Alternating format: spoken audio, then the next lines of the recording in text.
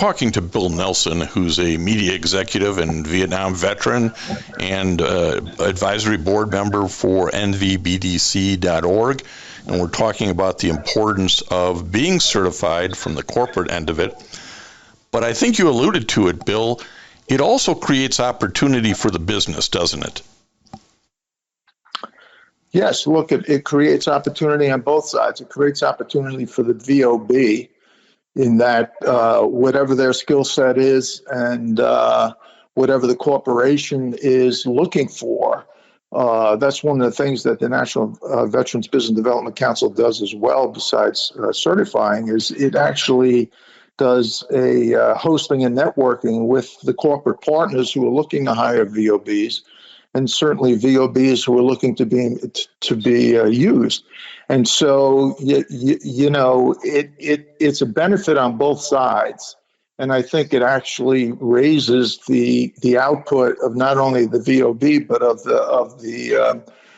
the employing corporation as well. Look, we all learn from those who we deal with, and I think that the skills that are learned through the military and the technology that you're capable of doing really empowers those VOBs. And I think in certain cases above just normal civilian suppliers. So in those cases, not only is the VOB successful, but the employing corporation is learning things that they might not otherwise learn. So it's really a plus on both sides.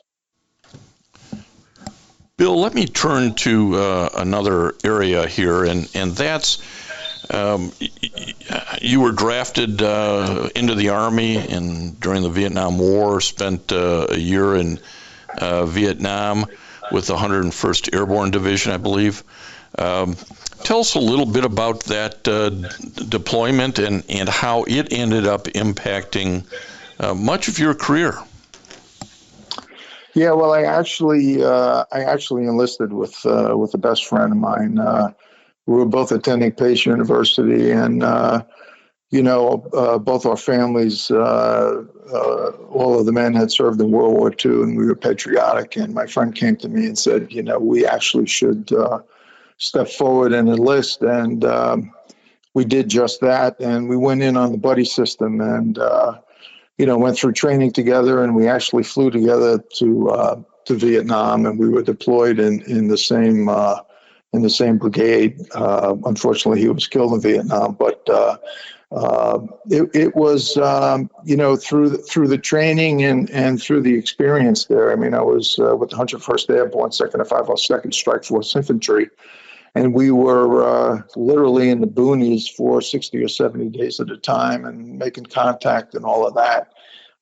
So it was certainly a life-changing experience, and it really had a dramatic impact on shaping me. And which I had a difficult transition when I got home, but I think the experiences that I had and the training that I had really played a big role in my success in the business world. Well, no bad day as a CPA or at Time Inc. or at HBO would have ever compared to those experiences. And sometimes I suspect you looked back and said, well, today really sucks, but not as bad as it did back then, right?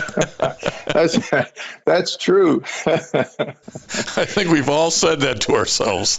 That is right. Again, I'll say it. I actually, attribute a lot of my success to my training and experiences. It's a radical transition from me to we.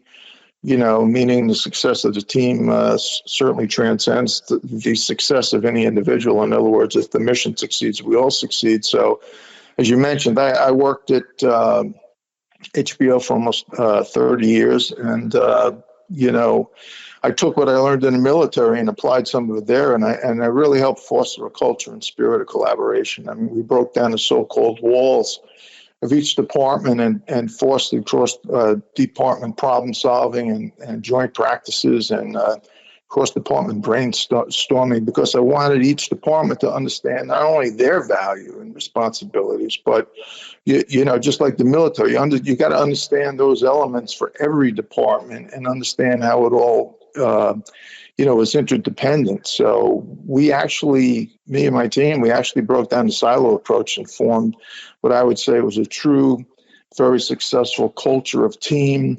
We had a collective approach, a collective mentality, collective spirit. And I actually learned with the application of those skills that I learned in the military to corporate life is that, only through a true team approach, which is what you learn in the military, where every member understands the benefits of that approach to the organization and embraces it, only then, and I really believe this, only then can an organization achieve its greatest potential. So, I was affected by my service in a big way, and I actually attribute my success to what I learned in the military.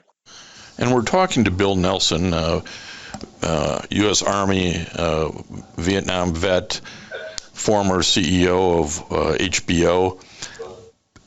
And Bill, you're still involved in veteran issues and organizations. I know today you're a consultant on a lot of topics in the media area, but tell us about your current other involvements in veteran projects, along with being on the advisory board for NVBDC.org.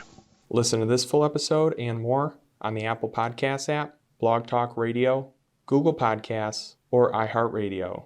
And now streaming on Amazon Music, Audible, and Spotify.